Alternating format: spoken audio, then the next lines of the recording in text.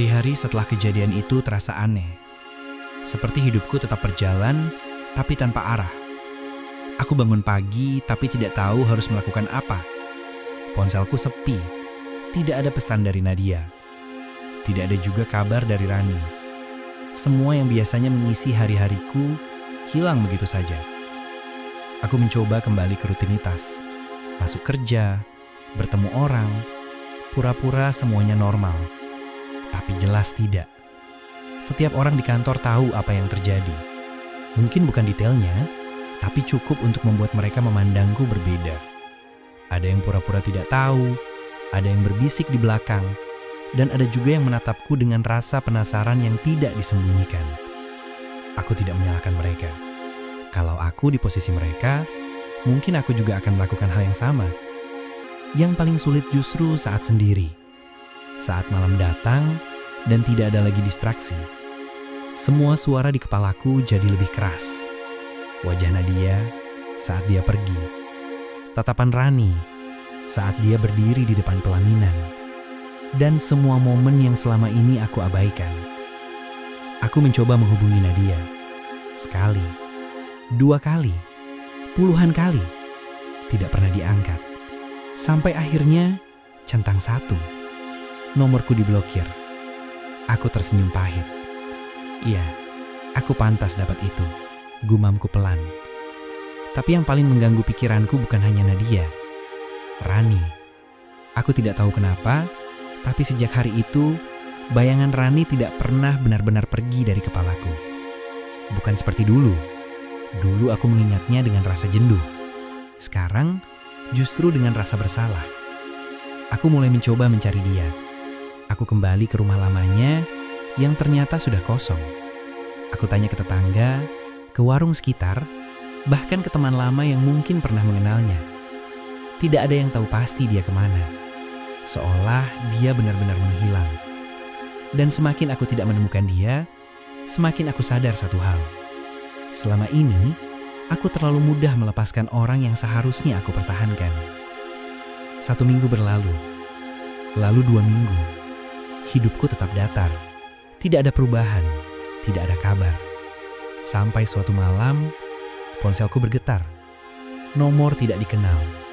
Aku menatap layar beberapa detik, ragu. Lalu aku angkat. Halo? Tidak ada suara. Halo? Beberapa detik hening, lalu akhirnya terdengar suara pelan. Mas, jantungku langsung berdetak lebih cepat. Aku kenal suara itu. Rani? Hening sebentar. Iya, aku langsung berdiri dari tempat dudukku. Kamu di mana? Aku cari kamu kemana-mana. Dia tidak langsung menjawab. Aku cuma mau bilang sesuatu, katanya pelan. Apa? Kalau kamu masih punya hati, temui aku. Aku menelan ludah. Di mana? Dia menyebutkan sebuah alamat. Tidak terlalu jauh, tapi juga bukan tempat yang pernah aku kenal. Ini terakhir, Mas, katanya. Sebelum aku sempat menjawab, telepon sudah terputus. Aku tidak menunggu lama. Aku langsung mengambil jaket, kunci mobil, dan pergi. Perjalanan terasa lebih lama dari biasanya. Kepalaku penuh dengan pertanyaan. Kenapa dia menghilang? Kenapa baru sekarang menghubungiku? Dan apa yang ingin dia katakan? Aku sampai di alamat yang dia kirim. Sebuah rumah kecil di pinggiran kota. Sederhana. Lampu terasnya menyala redup. Aku turun dari mobil. Langkahku terasa berat, tapi juga penuh rasa penasaran. Aku mengetuk pintu. Sekali. Tidak ada jawaban. 2 kali. Masih sepi. Saat aku hampir mengetuk untuk ketiga kalinya, pintu terbuka. Dan di sana, Rani berdiri. Aku terdiam. Dia terlihat berbeda. Wajahnya lebih pucat. Tubuhnya lebih kurus. Matanya masih sama. Tapi ada kelelahan yang jelas terlihat. Ayo masuk, katanya pelan. Aku mengikuti dia masuk ke dalam. Rumah itu sederhana. Hampir kosong. Hanya ada beberapa perabot dasar. Tidak banyak barang pribadi. Seperti tempat singgah. Bukan rumah. Aku duduk di kursi. Dia duduk di depanku. Jarak kami tidak jauh. tapi terasa sangat jauh. Beberapa detik kami hanya diam. Tidak tahu harus mulai dari mana. Aku cari kamu, kataku akhirnya. Rani menyenyum tipis. Aku tahu. Kenapa kamu menghilang? Dia menunduk sebentar. Aku butuh waktu. Buat apa? Dia mengangkat wajahnya. Buat nerima kenyataan. Aku terdiam. Kata-katanya sederhana, tapi berat. Aku gak datang ke pernikahanmu buat bikin kamu balik ke aku.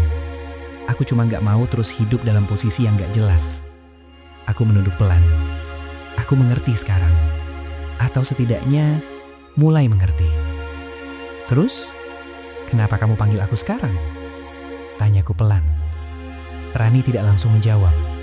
Dia menarik nafas panjang, seolah mengumpulkan keberanian. Lalu dia berkata pelan, "Aku hamil, Mas." Dunia seperti berhenti lagi. Aku menatapnya tidak percaya dengan apa yang baru saja aku dengar. Apa? Sudah 4 bulan. Aku berdiri tanpa sadar. 4 bulan? Kepalaku langsung penuh. Menghitung, mengingat, dan semuanya mengarah ke satu hal. Anak itu, anakku.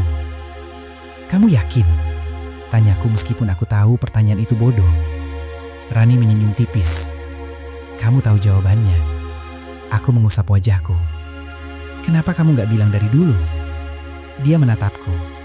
Tatapannya tidak marah, tapi lebih menyakitkan dari itu. Aku mau bilang, tapi kamu terlalu sibuk dengan hidupmu baru. Aku tidak bisa membantah.